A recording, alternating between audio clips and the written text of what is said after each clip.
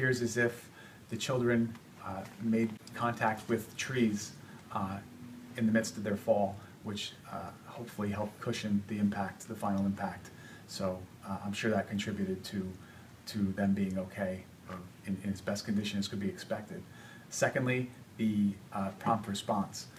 I have to credit that to our officers as well as the officers from both Wanaque and Oakland, and including the state police for their prompt response. Also the cell carrier, AT&T, they worked with us right at the beginning to ping the cell phone. They got us within, they estimate about 2,000 yards of where the vehicle would be, and then it was actually one of our officers that, once that area was generally known to us, kind of pulled back on Google Maps and took a look and said, you know what, we should take a look at that bridge. And that's the first place we looked, and that was in fact where the vehicle was located, on the southbound side. Oh, they say that there's a fence there. Can you explain how he was able to jump over this fence? There's fences on both sides. That was installed by the state years ago. It's actually suicide prevention fencing. The spaces in between are very small, designed to prevent instances like that. But if someone's determined, this is certainly a possibility. The fence itself, I would estimate it to be about 10 to 12 feet in height on both sides.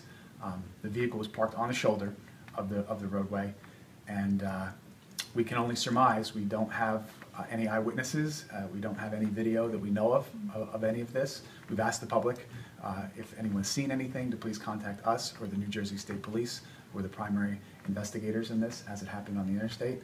But we can only surmise that the father used the vehicle to get enough height to overcome the fence. So he went on top of the car. That appears to be the case. And was he carrying the children, Right. or is he holding them when he jumped? Is that the thought?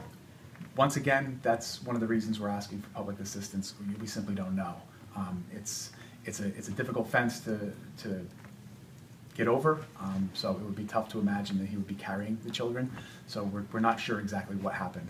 But the more at that likely point. scenario is he threw them? It's a possibility, and we just don't know. I was updated this morning as far as the injuries are concerned. The injuries, thankfully for the situation, I would consider minor. I was told that the 1-year-old has a concussion, a fractured rib, and a bruised lung, and is expected to completely and fully recover. The 3-year-old suffered a concussion, and they're both at St. Joseph's in Patterson in the intensive care unit for observation.